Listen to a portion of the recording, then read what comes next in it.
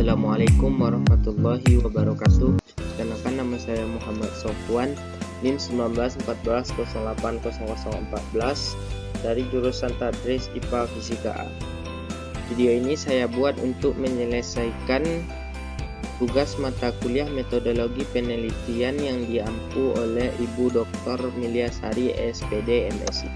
Baiklah, pada video kali ini saya akan membahas bab 3, yaitu metode penelitian. Materi yang pertama yaitu karakteristik dari berbagai jenis penelitian, yang kedua rancangannya atau desain dari berbagai jenis penelitian beserta contoh, dan yang ketiga yaitu populasi dan responden, yang keempat teknik pengambilan sampel, dan yang kelima variabel dan data penelitian dengan contoh, dan yang keenam yaitu jenis dan sumber data.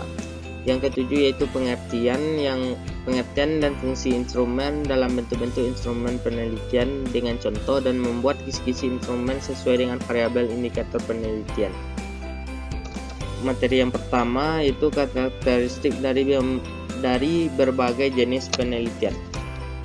Karakteristik penelitian eksperimen yaitu hipotesis yang dibangun dari teori dan kesetaraan statistik antara kelas perlakuan dan kelas kontrol, dan semua variabel diaplikasikan terhadap subjek secara merata, dan setiap variabel dapat diukur, dan penelitian yang menggunakan statistik inferensial. Seluruh variabel penelitian dapat dikontrol, dan validitas interval mutlak diperlukan dalam rancangan penelitian, dan validitas eksternal berkaitan dengan kompresentatifan.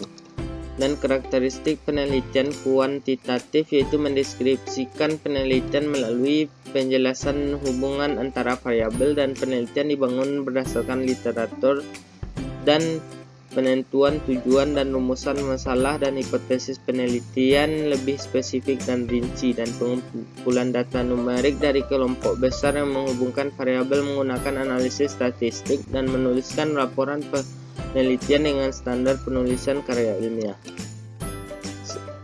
Sedangkan karakteristik penelitian kualitatif yaitu menggunakan pola berpikir yang induktif, dan partisipan sangat diutamakan, dan tidak menggunakan rancangan penelitian yang baku.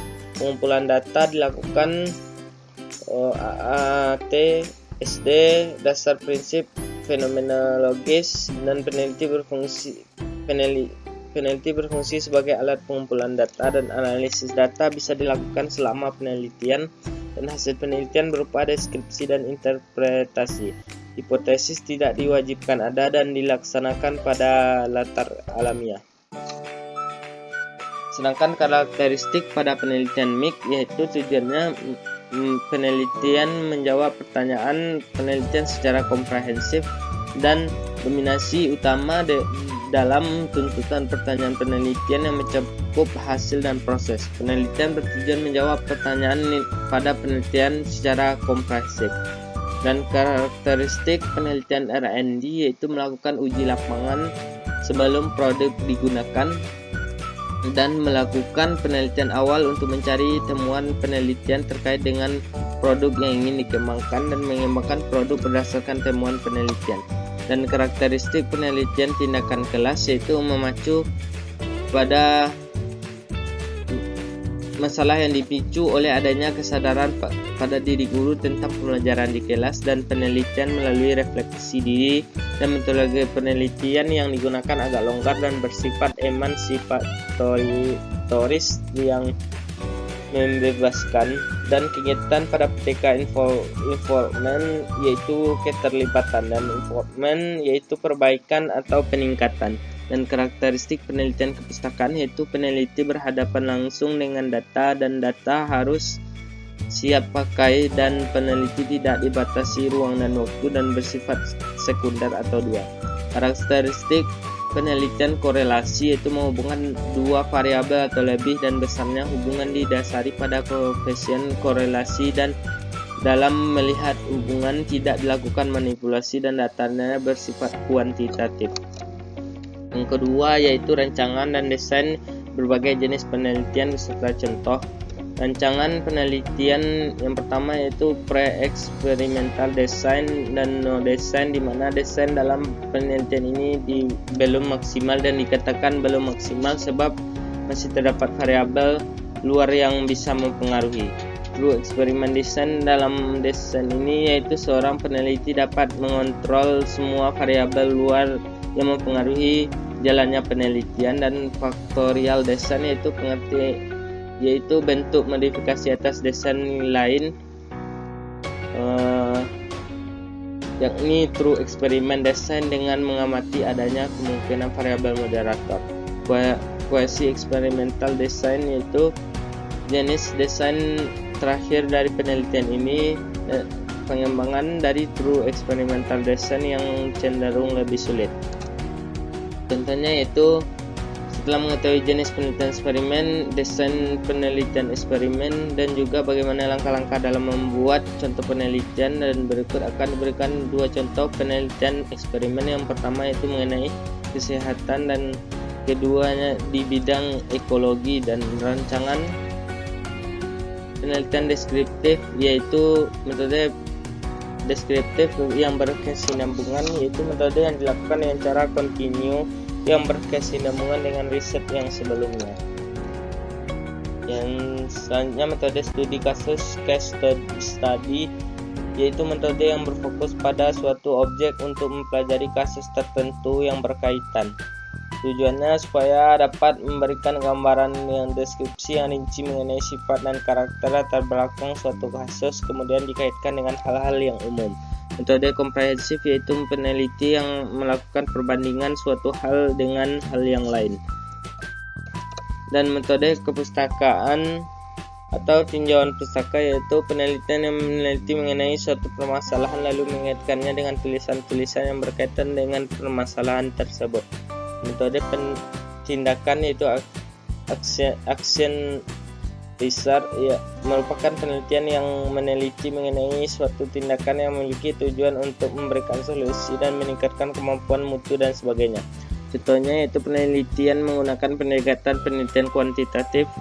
Dan penelitian kuantitatif adalah suatu penelitian yang pada dasarnya menggunakan pendekatan deduktif dan induktif, dan pendekatan ini berangkat dari suatu kerangka teori dan gagasan para ahli maupun pemahaman peneliti berdasarkan pengalamannya. Rancangan penelitian korelasi yaitu studi hubungan, studi prediksi korelasi multivariat, yang contohnya yaitu penelitian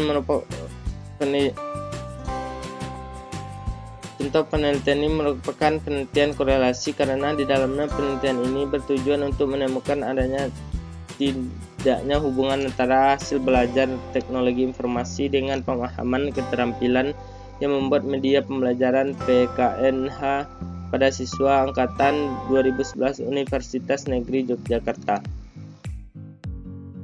Rancangan penelitian R&D model 3D yang dikemukakan oleh model 4D yang dikemukakan oleh Thiagarajan,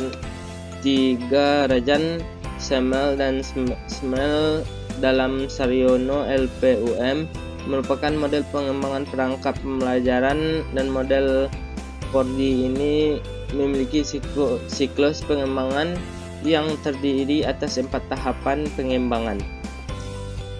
Model Dickley and Carrel yaitu memandang aktivitas pengembangan sebagai salah satu komponen sistem pengajaran, dan model Gall memaknai penelitian dan pengembangan sebagai proses yang dipakai untuk mengembangkan dan memvalidasi produk pendidikan dan mengikuti langkah-langkah dan siklus prosedural dan deskriptif. Penelitian pengembangan meliputi kajian produk yang dikembangkan dan pengembangan produk didasarkan pada temuan tersebut, dan melakukan uji coba lapangan sesuai dengan latar penggunaan produk dan revisi produk berdasarkan dari hasil uji lapangan. Contohnya yaitu dalam penelitian ini merupakan jenis penelitian pengembangan atau Research and Development R&D yang bertujuan untuk pengembangan suatu produk baru atau menyempurnakan produk yang telah ada. Rancangan penelitian tindakan kelas. Model spiral Kempf-Tagore dengan melalui beberapa siklus tindakan yang terdiri dari 4 komponen, yaitu rencana, tindakan, refleksi, dan observasi. Rancangan penelitian kepustakaan, pencairan kutipan yang dalam sumber-sumber ilmiah dengan cara lacak dan referensi, catatan kaki, catatan akhir, kutipan, dan lain-lain, di mana dalam bacaan yang relevan dari buku atau jurnal tertentu di katalog perpustakaan. Teknik ini membantu untuk menjadi bagian dari percakapan ilmiah tentang topik tertentu. Pencarian melalui bibliografi yang diterbitkan termasuk catatan kaki dalam dokumen subjek yang relevan. Pencarian kata kunci, cari kata kunci yang relevan dalam bidang katalog, indeks, mesin pencari, dan sumber teks yang lengkap. Dan pencarian subjek atau judul kadang-kadang disebut dengan penjelas adalah istilah frasa khusus yang digunakan secara konsisten oleh indeks online. Contohnya, penelitian yang bertujuan untuk mengetahui kecenderungan penggunaan istilah atau kata-kata dalam buku-buku yang sedang beredar di pasaran. Rancangan penelitian MIG yaitu rancangan konvergen, rancangan sekuensial, rancangan sekuensial eksploratoris, dan rancangan eksperimental, rancangan keadilan sosial, dan rancangan evaluasi multitahap. Contohnya yaitu menggunakan data kualitatif atau faktor-faktor apa yang mempengaruhi sikap siswa terhadap kepemilikan buku bahan ajar yang tidak diwajibkan di sekolah. Yang selanjutnya yaitu populasi dan responden penelitian dengan contoh. Pengertian populasi yaitu menurut Ismianto yaitu adalah seluruh subjek atau totalitas subjek penelitian yang dapat berupa orang, benda, dan suatu hal yang di dalamnya dapat diperoleh dan dapat diberikan informasi. Secara umum, populasi adalah keseluruhan objek yang dijadikan sasaran penelitian dan sampel penelitian diambil dari populasi tersebut. Pembagian dari populasi yaitu populasi terbatas dan tak terbatas. Dan pembatasan populasi sendiri terdiri dari inklusi, eksklusi, dan populasi target, populasi terjangkau, populasi kasus, dan populasi kontrol. Dan contoh dari populasi yaitu populasi penelitian seluruh siswa kelas 4 SDN Gugus RA Kartini, Kecamatan Winong, Kabupaten Pati yang terdiri atas 7 sekolah. Responden yaitu adalah pihak-pihak yang dijadikan sebagai sampel dalam sebuah penelitian, dan 3 level responden yaitu mikro, meso, dan makro. Mikro yaitu level terkecil dan meso adalah jumlah anggota banyak, contohnya keluarga dan kelompok, dan makro yaitu anggota yang sangat banyak dan contohnya masyarakat dan komunitas yang sangat luas. Dan selanjutnya yaitu teknik pengambilan sampel dengan contoh. Sampel merupakan pembagian dari jumlah yang dimiliki dan memiliki karakteristik yang dimiliki oleh populasi tersebut, ataupun bagian kecil dari anggota populasi yang diambil menurut prosedur tertentu sehingga dapat mewakili populasinya. Teknik pengambilan sampel sendiri yaitu yang pertama probability sampling, yaitu memberikan peluang atau kesempatan yang sama bagi setiap unsur anggota populasi untuk dipilih menjadi anggota sampel. Contohnya itu dibutuhkan 15 sampel dari populasi penelitian dengan jumlah 90 orang. Peneliti terlebih dahulu membuat undian untuk mendapatkan sampel pertama dari 90 populasi tersebut. Setelah sampel pertama didapatkan, nama yang terpilih sebagai sampel tersebut dikembalikan agar populasi tetap utuh dan berjumlah 90 orang. Non-probability sampling yaitu teknik yang tidak diberikan peluang kesempatan yang sama bagi setiap unsur anggota populasi dan tidak untuk dipilih menjadi sampel. Contohnya, peneliti menetapkan penelitian dilakukan setiap hari selama 1 minggu dengan menetapkan jumlah sampel penelitian sebanyak 100 orang. Apabila peneliti pada hari itu telah memenuhi kuota dengan memperoleh 1 orang, maka akan selesai dan tugas penelitian untuk mencari sampel penelitian. Dan kelebihan penggunaan teknik ini dalam pengambilan sampel yaitu bersifat praktis karena sampel penelitian sudah diketahui sebelumnya, dan sementara kekurangannya yaitu penelitian yang cenderung cukup tinggi dapat terjadi. Yang selanjutnya yaitu variabel dan data penelitian dengan contoh. Pengertian variabel menurut Sugiono yaitu variabel penelitian pada dasarnya yaitu suatu hal yang berbentuk apa saja yang ditetapkan oleh peneliti, yang dipelajari, yang diperoleh suatu informasi dari hal tersebut, kemudian ditarik kesimpulannya. Kesimpulannya variabel adalah suatu atribut, sifat, atau nilai yang didapat dari orang dan subjek atau kegiatan yang mempunyai variasi tertentu dan kurang-kurangnya mempunyai 2 klasifikasi yang diambil dari suatu nilai yang berbeda. Yang selanjutnya jenis variabel yaitu independen, dependen, moderat, intervening, dan juga kontrol. Dan fungsi variabel yaitu mempersiapkan dan alat dan metode pengumpulan data dalam suatu penelitian dan mempersiapkan metode analisis, menguji hipotesis dan hubungan dalam variabel yaitu simetri, asimetri, dan resiprok, hubungan antara variabel yang sifatnya saling mempengaruhi. Dan data penelitian yaitu data didefinisikan sebagai sekumpulan informasi atau nilai yang diperoleh dari pengamatan, dan kegunaan data yaitu sebagai dasar yang objektif di dalam proses pembuatan keputusan atau kebijaksanaan dalam rangka untuk memecahkan persoalan oleh pengambil keputusan. Syarat data yang valid yaitu akurasi, presisi, validitas eksternal, validitas internal. Data yang didapat memiliki karakteristik bahwa data tersebut dapat didapatkan dari sumber daya yang memenuhi standar. Yang selanjutnya yaitu jenis dan struktur sumber data.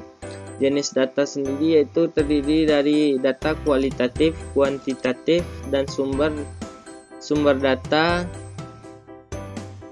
terdiri dari sumber data sekunder dan sumber data primer.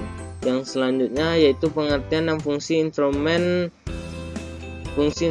dan bentuk-bentuk instrumen penelitian dengan contoh. Instrumen sendiri yaitu pedoman tertulis tentang wawancara atau pengamatan atau daftar pertanyaan yang dipersiapkan untuk mendapatkan informasi dari responden. Sedangkan fungsi variabel yaitu sebagai alat pencatat informasi yang disampaikan oleh responden, dan bentuk-bentuk variabel yaitu berupa tes, konsesioner, observasi, wawancara, skala bertingkat, dan forum grup diskusi. Dan yang selanjutnya yaitu membuat kisi-kisi instrumen sesuai dengan variabel indikator penelitian. Yang pertama yaitu instrumen tes yang merupakan serangkaian pertanyaan untuk mengukur keterampilan, dan instrumen observasi yaitu dilakukan secara langsung dan cermat di lokasi penelitian, dan instrumen angket yaitu merupakan instrumen penelitian yang membentuk pertanyaan yang biasanya digunakan untuk pengumpulan data penelitian dari responden. Dan instrumen dokumentasi yaitu biasanya digunakan dalam penelitian mencari bukti-bukti sejarah dan landasan hukum. Dan yang selanjutnya yaitu instrumen wawancara yaitu dapat dilakukan dengan 2 cara, yaitu wawancara terstruktur dan wawancara tidak terstruktur. Mungkin hanya sekian yang dapat saya jelaskan pada video kali ini. Saya sudahi dengan wassalamualaikum warahmatullahi wabarakatuh.